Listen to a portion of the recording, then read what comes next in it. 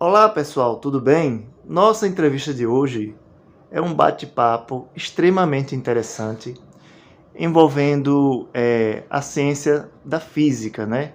Cosmologia, astronomia. É um papo super interessante, tá? O nosso convidado de hoje é uma pessoa super gabaritada, é, especialista, né, no assunto e vamos ter essa grande bate-papo de hoje, né? Porque quer queira, quer não, a astronomia é algo que interessa a todos, né? Eu vou estar hoje entrevistando o Dr. Sérgio Scarano, tá? É uma honra falar com você, né? Falar um pouco sobre Sérgio Scarano, tá? Prazer. Ele formado em física pela USP, né? Fez também mestrado e doutorado na USP, né? Universidade de São Paulo, né? Fez pós-doutorado no telescópio SOAR, CTIO. Você pode falar um pouco O sobre isso? CTIO, Central Inter-American Observatory, é um conjunto de observatórios Certo. em que você associa universidades, associa grupos que estão desenvolvendo pesquisa em astronomia. Então, ao invés de você criar estruturas isoladas, você cria um grupo de pessoas que Sim. eles vão fazer uma comunidade e que vão cientistas. abastecer de cientistas, mas abastecendo os telescópios. Né? Ah, Então, legal. é nesse que eu estava envolvido. Ok. E especificamente no telescópio SOAR, que é de grande participação brasileira. Então, um telescópio de associação chilena, americana e brasileira. Ok. Além do pós-doutorado, você também fez algumas extensões, especializações, estudos, enfim, no Instituto Max Planck, né? Isso. Em Heidelberg, na Alemanha. Exato. GMRT. É um radiotelescópio na India, Giant Mid-Ring Radio Telescope. Então, uma experiência nacional, internacional, você tem assim você é uma pessoa super gabaritada e admirada aqui também pelos alunos, viu? Os alunos já me disseram que você é uma pessoa assim super, um professor muito competente, né? O carinho é recíproco. Legal. Agora também tem essa questão, vamos começar falando primeiramente, professor, sobre um projeto idealizado por você, que é o projeto Caravana Luar do Sertão, né? O projeto Caravana Luar do Sertão, ele é um projeto que ele de certa forma democratiza a astronomia, né? Você pode falar um pouco sobre o projeto, o que você idealizou? A gente fala o idealizador, assim, a gente começou em 2019 tentando o projeto aqui por dentro da UFES. A gente teve muito suporte da universidade em si, mas a gente conseguiu do departamento. E logo em seguida teve a pandemia. Então é uma coisa que ficou parado, que é uma coisa que você não tem contato social.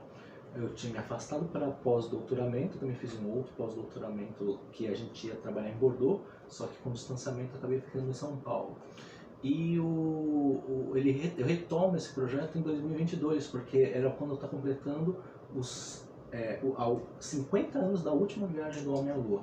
Nossa. Era essa a ideia. Então eu retomei esse projeto para fazer as observações, mas ele tem um foco especial sobre democratização de informação e discutir com as pessoas a questão de mitos ou também as famosas fake news sobre ciência, especialmente algumas coisas que estavam pintando sobre a ida do homem na Lua, sobre o formato da Terra e todas as questões. Nossa, caramba. As pessoas, na verdade, elas são ao mesmo tempo admiradoras e amadoras a respeito desse assunto, no sentido de que todos ficam, de certa forma, fascinados, né, por ufologia, mesmo que seja de uma forma não profissional, não sem estudos técnicos, mas as pessoas têm grande admiração. Um ato falho. Você falou de ufologia. As pessoas são naturalmente apaixonadas por astronomia. Astronomia. Mas assim, uma verdade é que o tema ufologia sempre surge junto com o tema astronomia. Sim, meio que paralelos, né? Sim, são paralelos, né? Porque... Agora, partindo para as perguntas, professor, eu queria saber o seguinte: você, depois desses longos períodos de estudo, de especializações, né? Bastante dedicação, Você acredita em extraterrestres? Nossa, mas já viu, tiro a roupa. Diabólica. Eu não acredito não, eles são muito mentirosos. Não, Isso é famosa, né? Tipo, filosofia do Chaves. ele não se... Então, não, e a gente tem um colega aqui, que é o Mário Everaldo, que é um professor bastante famoso aqui da física, e ele também tem uma resposta ótima para isso. Ele falou, claro que eu acredito em extraterrestre, a Lua é extraterrestre, o Sol é extraterrestre, tudo que é fora da Terra é extraterrestre. Sim, verdade, verdade. Então a sua pergunta, ela é maliciosa. É verdade. Ela permite esse tipo de resposta. Mas eu falo assim, mais especificamente em seres meio que humanoides, né? Enfim, com discos voadores, essa coisa toda. Qual mais ou menos assim a sua visão? Você é um pouco meio que cético, você tem um posicionamento até que se prove que existem, eu fico... Eu acho que a postura mais prudente quando a gente vai falar em termos científicos seria ceticismo, né? Ou seja, até o momento nunca se provou da existência. Sim, sim. Então, né, do tipo, você sempre pode ficar na margem de dúvida. Mas eu não me baseio só nesse tipo de sensação, assim como as pessoas que acreditam. As pessoas que acreditam vão em termos de sensação. Eu tenho a sensação que não. E eu tenho uma série de argumentos para acreditar nisso por que não. Mas daí todas as coisas saem do âmbito de ciência e ficam no âmbito das crenças, porque ninguém prova que sim, ninguém prova que não, e aí fica só na questão das crenças. Agora, por exemplo, veja só, podemos pensar da seguinte forma, há bilhões de galáxias, basicamente para onde você apontar um telescópio, olhar aqui ali, haverá ali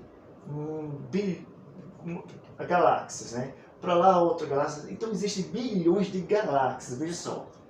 E cada galáxia é como se fosse um universo à parte, porque há bilhões de estrelas em cada galáxia. Então há possibilidade, de certa forma, há é muito restrito, é muito assim específico para que seja capaz de se gerar vida, condições necessárias. Uhum. Mas já que há bilhões de galáxias, bilhões de estrelas, de astros, será que isso não acende a esperança de que não estamos só no universo? Sim, esse argumento é um dos mais importantes, sim, porque a gente tem uma equação em física, ela é bastante famosa, mas não por causa da precisão dela, mas por causa do caráter didático dela, é chamada equação de Drake. E esse termo que você falou, do número de estrelas, do número de galáxias e tal, é um dos termos dessa equação. É uma equação assim é uma equação muito diferente. Assim, é fácil de decorar se for buscar isso no Enem.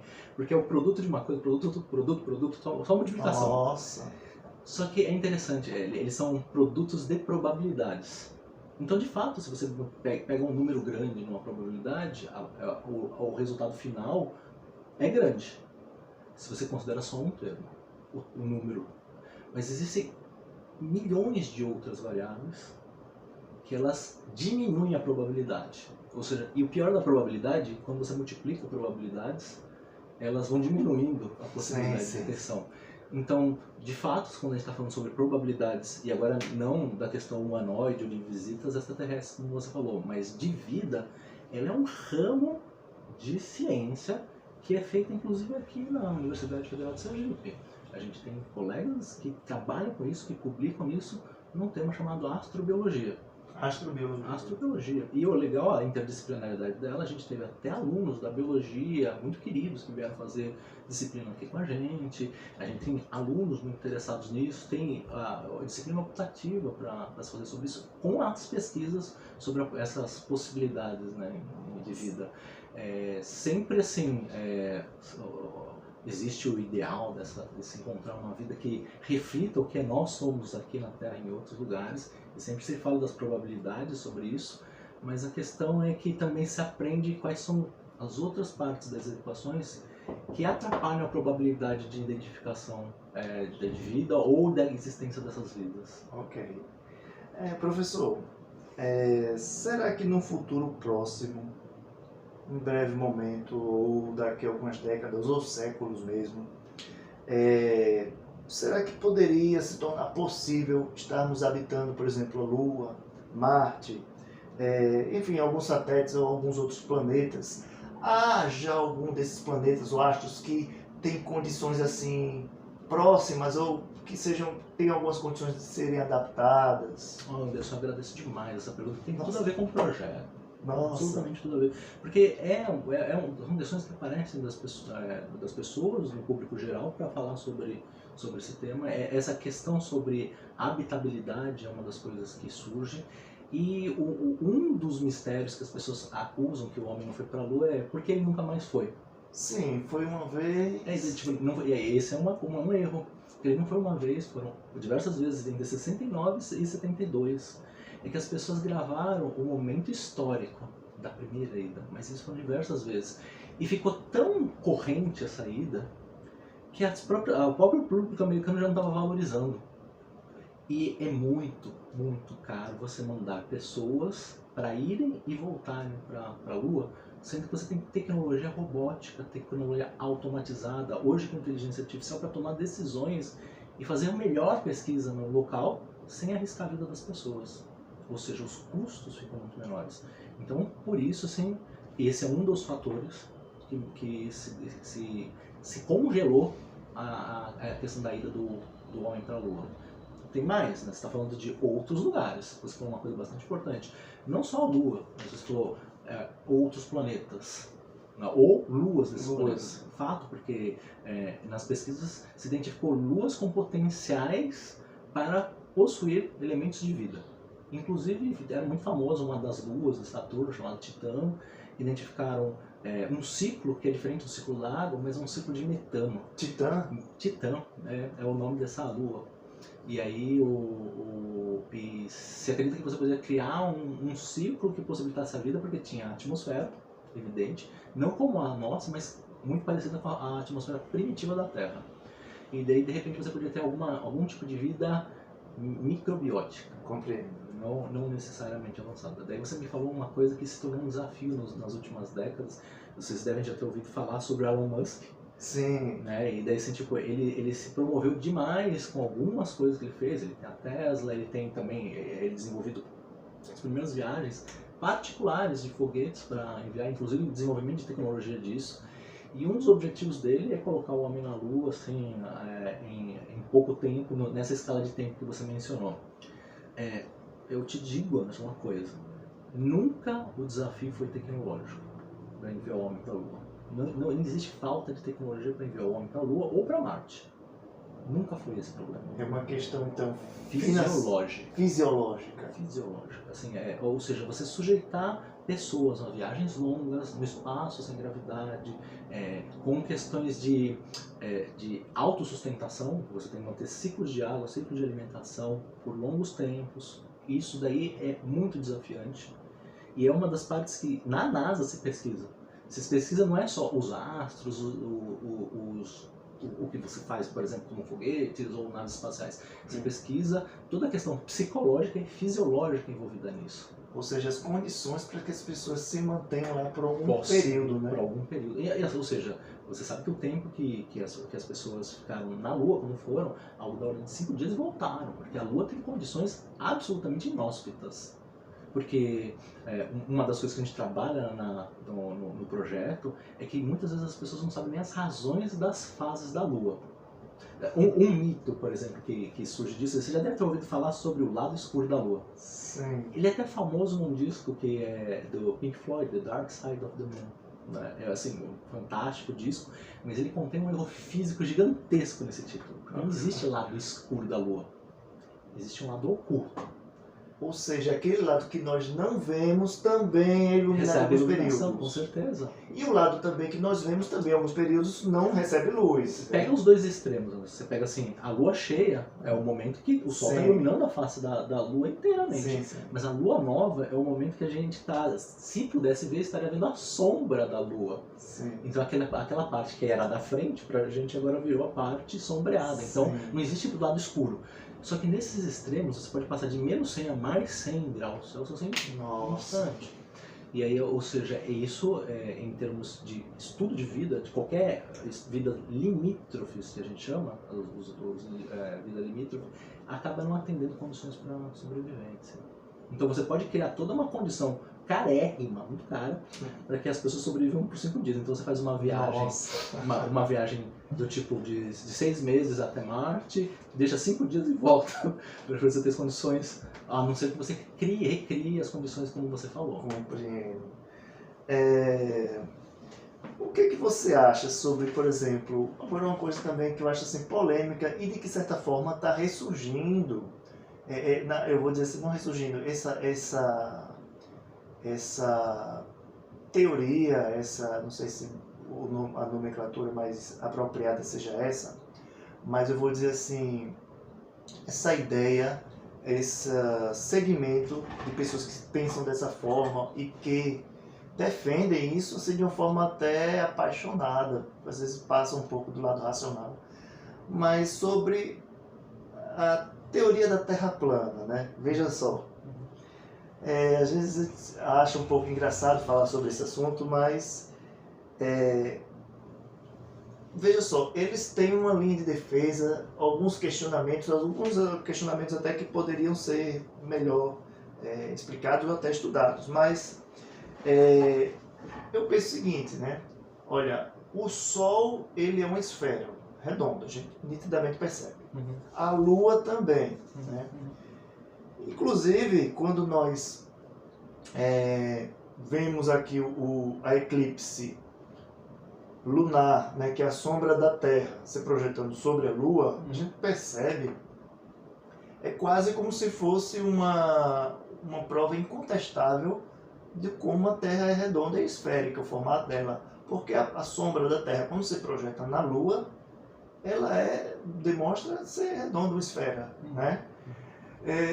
A não ser que eles dizem que é como se fosse uma moeda e sempre quando o Sol bate, ela se mostra que... Então veja só, o que você pensa dessa teoria da Terra plana? O que você, sim, teria como falar sobre... O que você falaria sobre isso, professor? Chamo de doutor, professor. Você me chama de você. Você? Ou pode me chamar de Sérgio à vontade. Tá bom. A teoria de Terra plana é o que existe de fracasso no nosso processo educacional. Fracasso no processo educacional? Porque a gente perdeu a mão de conexão entre o que se é produzida de ciência, especialmente nas universidades, com o que atinge a população. Então, ou seja, quando as pessoas elas acabam recriando teorias que já existiam há muito tempo, é por causa da necessidade que as pessoas têm de explicar fenômenos. Isso é da nossa natureza, isso é absolutamente humano. Então, não é condenável uma pessoa desenvolver uma teoria terra plana. Isso é do que existe mais humano de busca de conhecimento, de busca de explicação dos fenômenos. E eu falo porque elas acabam reproduzindo coisas que já são tem séculos. A ideia de terra plana é no século VI a.C. Deixa eu pegar essa imagem aqui, ficar um pouco mais bacana aqui para quem está vendo. Quer dizer que essa ideia, ela não apareceu agora. Você pode falar um pouco sobre, um pouco mais? Pode. Ou seja, eu estou falando de Tales e Anaximenes, que é do século VI a.C. Eles tinham desenvolvido um processo de entender a Terra como se fosse plana, porque é a nossa primeira sensação sobre a Terra. E você vê que isso é de tamanha importância que, inclusive, na compilação dos escritos bíblicos, aparecem diversos desses temas. Por exemplo, o fato da Terra, você separar as águas de cima e de baixo da Terra, que aparece no Gênesis. Você tem também em Jó, você tem os termos o círculo sobre a face das águas, então você entendia uma figura plana. Ou seja, existem algumas passagens bíblicas que meio que dá uma margem para essas interpretações. Então, existem todas elas aqui, tá? Elas estão, e isso é uma das coisas que levaram ao conflito do que a gente chama quando você tem a Renascença. Galileu, ele vai sofrer todo o efeito da Inquisição por causa dessas interpretações desses trechos bíblicos. mas que tem um contexto. O problema é aquela famosa expressão: todo texto fora do contexto é um pretexto. E Galileu foi uma vítima desse, Giordano Bruno também foi. E aí a teoria de terra plana ressurge. Nossa. E ressurge com diversos refinamentos. Então, muito, muito legal que você teve a experiência de ir lá no projeto, sim, né, de sim. fazer as observações, porque a gente tem que levar essas coisas, porque ainda tem pessoas que têm uma ideia de uma Terra nesse formato, e cada fenômeno que está apontado aqui como 1, 2, 3, 4, 5, 6, 7, 8, isso aqui saiu uma revista super interessante, eu deixei a referência aqui, e porque eu achei um artigo muito bacana, porque você tem que explicar estações do ano de um jeito, você tem que explicar o dia e a noite de um jeito, você tem que explicar a estrela polar de um jeito, você tem uma explicação diferente para cada coisa, sendo que uma Terra esférica e com um eixo inclinado explica tudo. Ou seja, é complicado. Né? Veja, por exemplo, isso aqui. Isso aqui é quando a gente olha, por exemplo, a direção leste-oeste, são estrelas, é o caminho que as estrelas percorrem no céu. Certo. Só que se você olha para a direção norte ou sul, por exemplo, o norte, você vai ver uma coisa assim, um círculo. Certo. Ok? Aqui tem uma outra bastante famosa em Stonehenge, né? Também um círculo. E aqui eu fiz a simulação num software que depois eu gostaria de abrir para mostrar para vocês, porque tem uma pergunta que você quer fazer que vai ser útil para a gente. Mas o que eu quero destacar, e cadê a imagem aqui, que não está? Ah, está aqui. Eu vou passar para o outro slide, já para outra imagem. Todas essas coisas que a gente está vendo com trilhas estelares, sim. Quando você vai no Equador ninguém nega que existe um país chamado Equador. Ninguém nega que existe uma cidade chamada Quito no Equador. E essa cidade, quando você tira uma foto do céu inteiro, você tem 2 pontos em torno de onde tudo gira. Ou seja, é mais uma evidência da esfericidade, né? Observáveis, facilmente observáveis. Então, quando criaram uma teoria terra plana nos moldes que a gente tenta adotar no hemisfério sul, a gente adota ainda importada do hemisfério norte, porque nem a estrela polar pode ser justificada dos 2 polos. Isso é uma delas. Deixa eu mostrar uma coisa que você falou sobre o eclipse, que você falou que você pode justificar uma terra plana, inclusive com uma terra que seja no formato de uma moeda, né? O que é um argumento muito bom, é um ótimo argumento. Então, se você tem uma moeda mesmo assim, a Terra plana, né, se ela for cilíndrica, sim, o Sol vai obstruir, né, os raios luminosos. Deixa eu tirar isso aqui. Vai obstruir os raios luminosos e realmente você terá um eclipse. Só existe um problema, Anderson, que é muito interessante, e é uma pena que a gente não tenha eclipses com tanta frequência que a gente pudesse mostrar para todo mundo. Sim. É o seguinte, que se o eclipse acontecer às 6 horas da tarde, a imagem que você teria era da espessura da moeda. Né? Ou seja, a silhueta só dela reta. Você conseguiria dar um tchau e ver sua sombra lá na Lua, né? Mas o problema é que do fenômeno do eclipse da Lua é que todo o planeta Terra, onde é noite, você observa o mesmo eclipse. Não é que nem o eclipse solar. O eclipse solar você vê em algumas regiões, mas o eclipse da Lua, todo o planeta Terra vê ele. Não durante o dia. Então, só existe um formato, que é o formato esférico, que permite que a projeção seja a mesma para todos os observadores. Senão, a Terra plana, essa é uma das imagens que você falou. No eclipse, só num pedaço do eclipse, você pode falar que a curvatura é só da Lua, né? A Lua é esférica. Mas quando você combina a imagem das diferentes posições do eclipse, você vê o tamanho da Terra medido no tamanho em que Erastótenes mediu no século IV a.C. Nossa! Então... Terra plana veio assim. Cadê esse eclipse que nunca ninguém viu? Exato. Ok. Essas teorias, elas vão surgindo, vão aparecendo, né? Às vezes pode-se dizer até ressurgindo, mas com uma observação técnica, com um olhar mais científico mesmo, né? A gente pode, de certa forma, mostrar que não tem sustentação, né? Determinadas teorias. Na argumentação, mas na verdade uma das coisas bonitas dessas teorias que são alternativas, né, é que elas tentam se imbuir de metodologia científica. Porque eles tentam fazer experimentos e tal. Mas a coisa mais bonita é assim, tipo, às vezes é reinventar a roda. Porque, ou seja, você vai redescobrir que a Terra é esférica, ou você vai tomar uma postura anticientífica. Que a postura anticientífica é aquela que você quer provar o que você quer ver.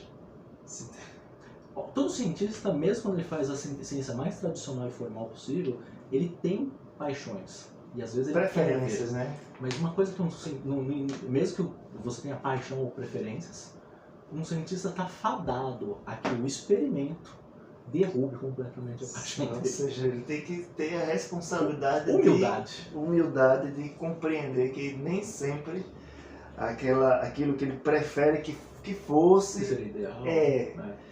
Ok, agora, o professor, com relação aqui às pirâmides do Egito, né?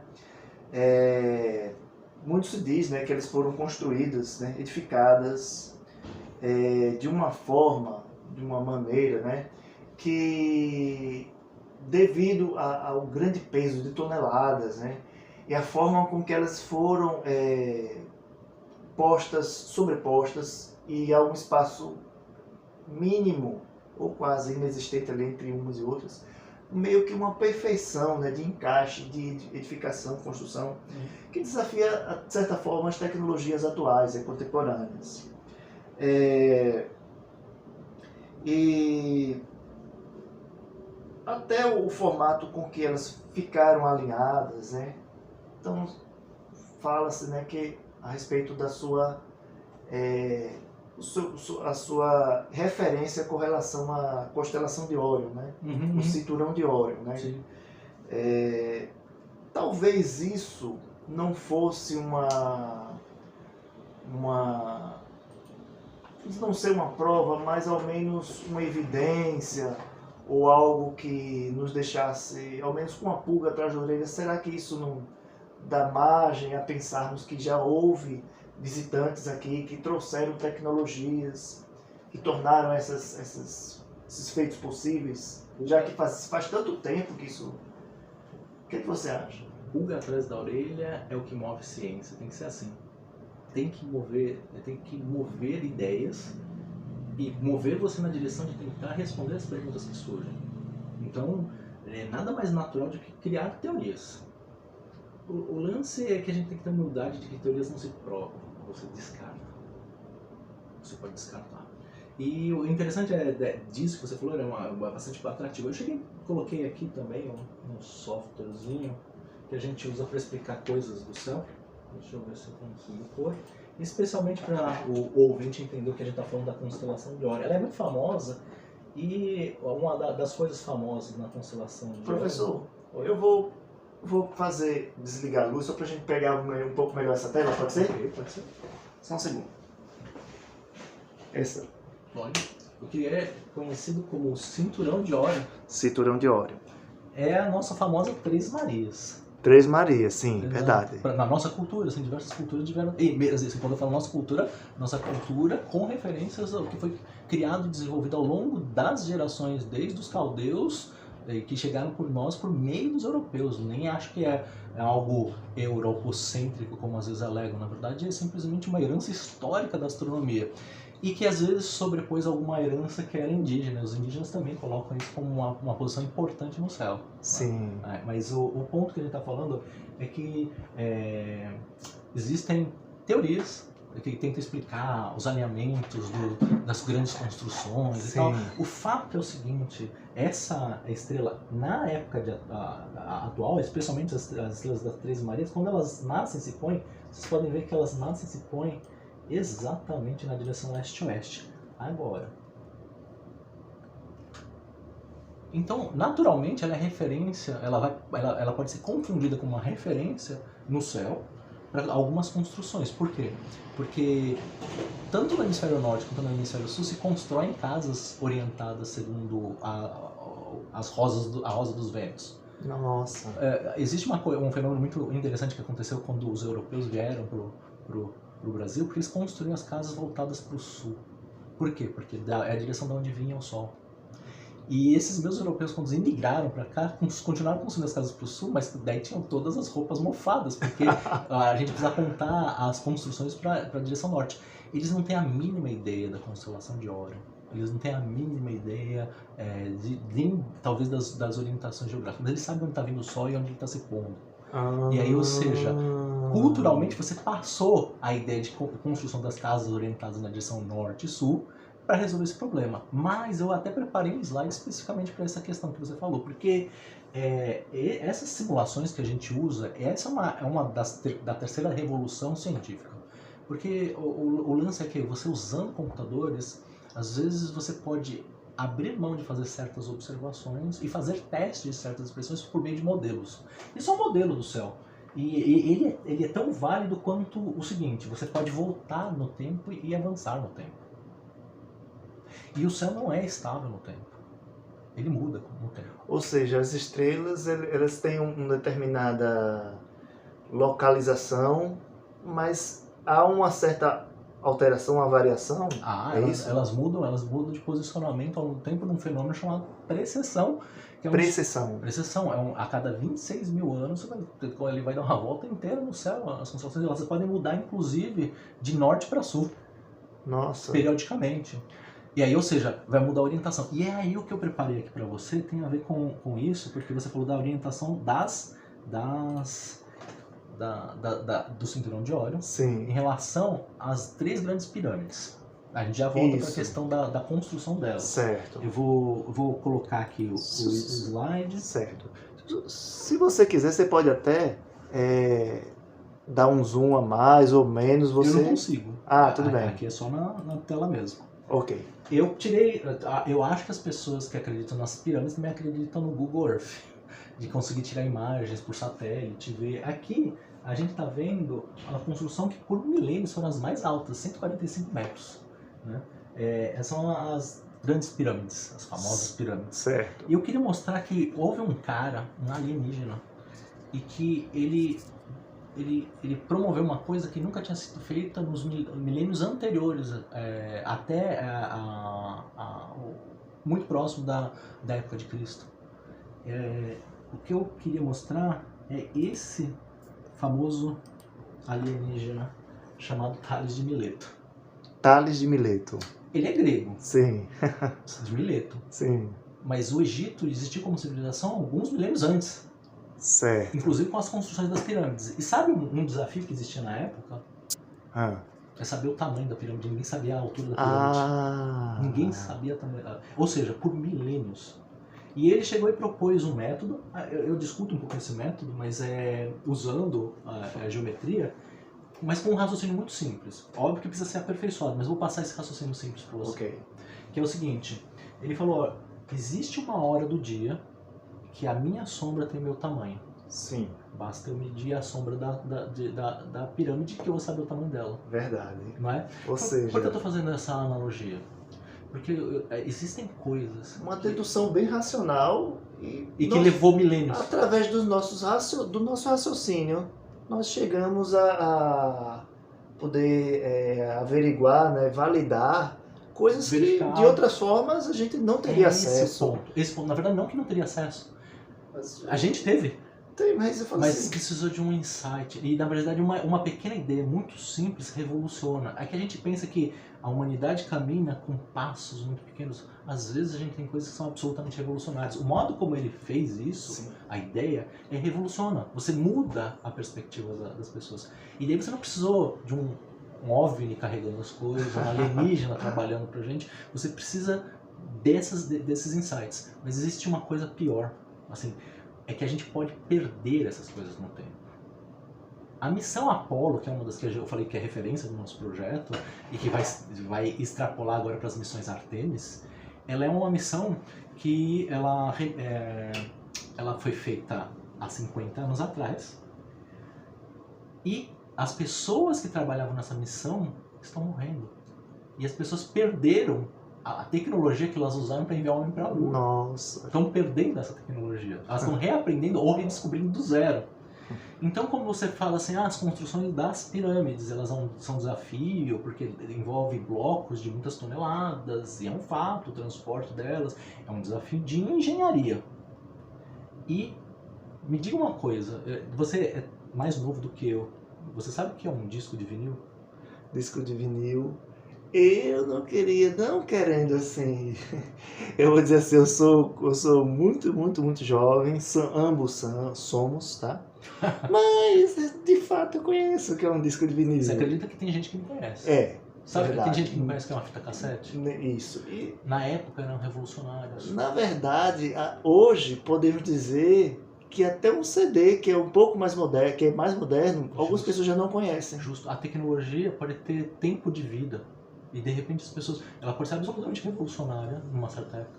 E ela desaparecer. E quantas coisas a gente não perdeu ao longo do tempo. E isso que é triste. E eu gostava muito de uma perspectiva de um autor que eu também passei a questionar, chamado Graham Hancock. Ele não pensava que eram os alienígenas, porque é muito da linha do Eric Van Däniken, que fala que eram deuses astronautas, né, que daí vieram para juntar tudo que ia acontecendo em diferentes civilizações. Graham Hancock, ele pensa que é o seguinte, não, que houve uma civilização anterior à egípcia, muito mais desenvolvida tecnologicamente, só que com o crescimento dos mares, ela se perdeu e distribuiu o conhecimento que ela tinha em diferentes civilizações, que é muito mais simples do que um alienígena vir para a Terra. Professor, ele estaria se referindo por acaso aos sumérios? Não, né? Não, pior ainda, porque existe também referências históricas à chamada Atlântida. Sim. Ele quer induzir a todo mundo a ideia de Atlântida, mas de novo ele vai apelar para argumentos pseudocientíficos e não necessariamente científicos. Ele vai para lugares, visita, mergulha e vai e chega à conclusão se então, e ciência não é constituída assim, se você fez isso, então aquilo. Não, não é. Existem diversos fatores que podem estar ocultos e a datação dessas coisas não necessariamente batem com o que ele gostaria de ver. Compreendo. Mas compreende que pelo menos em termos de em considerar que vem um alienígena num planeta, num quinto do universo, assim, bem nada a ver. E pegou alguns caras que estavam lá na savana africana e forneceu uma tecnologia aqui para a outra para outra, para outra. A gente tem histórico do desenvolvimento das pirâmides. Quando você fala que as construções eram perfeitas, nunca foram perfeitas. Elas têm muitos elementos bacanas, mas elas são só o expoente do que você viu do desenvolvimento.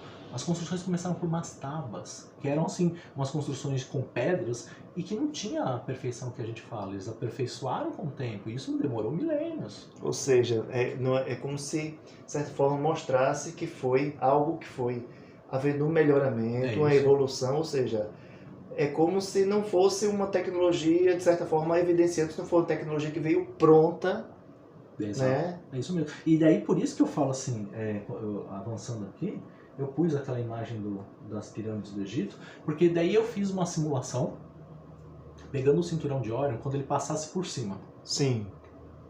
Na época de hoje e na época dos egípcios. E sobrepus. Então eu vou colocar aqui o campo estelar de hoje. Então você está vendo que não bate com as estrelas. Se eu ponho uma, outra sai. Deixa eu pegar essa imagem um pouco melhor aqui. Isso se a gente considerar o céu de hoje. Quer dizer que naquele momento, naquele período, se fosse feito essa mesma referência com relação ao alinhamento do cinturão de Órion, naquele período não estariam exatamente alinhados. Não, hoje não estão alinhados. Hoje ainda não estão perfeitamente alinhados. Não estão alinhados. Na época, eu ponho aqui outro mapa da época. Essa aqui é da época dos egípcios, da época das pirâmides. Não estão alinhados. Anderson, a gente tem que pensar o seguinte, com 3 pontos alinhados, você consegue ajustar qualquer coisa. Você pode colocar o planalto central com outra coisa, sempre pode. Ou a gente pega aqui em Sergipe, qualquer referência de turismo, e colocar 3 pontos alinhados e falar que tem alinhamento em constelação. E os pontos das estrelas, elas têm disposição tão aleatória que você sempre vai encontrar um conjunto de estrelas que vai ter alinhamento com uma construção na Terra. Nossa, cara. Então a ideia é trabalhar com essas coisas de como a gente constrói conhecimento e como a gente constrói faltas de conhecimento também. Ok. Agora eu vou fazer uma pergunta que não está muito ligada à astronomia, mas é uma coisa simples, tá? O senhor, você professor, já experimentou, perguntando um pouco mais no ramo pessoal, tá? Assim, um hambúrguer vegetariano, vegano. Já? Sim, já. Que legal. O professor, muitíssimo obrigado, Eu tá? que agradeço. Pelo bate-papo, Nossa, vou dizer assim que você, de certa forma, degolou algumas ideias, algumas argumentações. Elas não precisam ser degoladas, a gente tem que fazer com que as coisas se abracem e daí as pessoas vejam por si próprias, né, as coisas que estão coerentes nas próprias ideias, porque tem iniciativa para buscar conhecimento, é tão humano, é tão valorizável, mas também ver o que você tem que abarcar do conhecimento histórico que a gente tem. E na verdade, quando a gente está numa instituição como a universidade, a gente tenta preservar essa história. Ok. Bom, muito obrigado mais uma vez. Valeu, galera! Uhul!